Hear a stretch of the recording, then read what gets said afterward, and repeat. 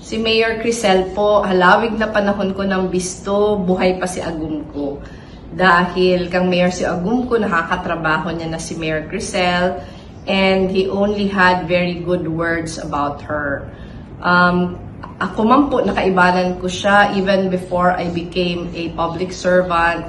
Ako po, development worker pa lang and nag-advocate ng gender and women issues. Nakakasabay ko na si Mayor Crisel dahil siya strong advocate man. Ako po naging vice president, lalo ko siya nakatrabaho.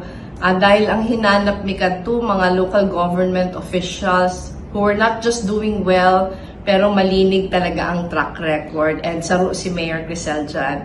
Kaya yan po ang dahilan kung taano ang Tabaco City naging adopted na lugar kang angat buhay. Gulpi po kaming pigpartneran ng mga programa, lalong-lalo na pag may calamity.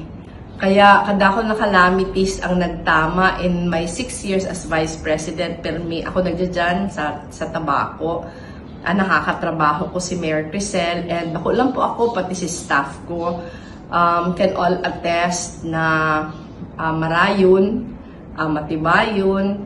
Kaya I have no doubt na dawa anong posisyon ang kaputan, kayang-kaya. And perming with flying colors. Good luck, Mayor Crisel. Hoping for the best.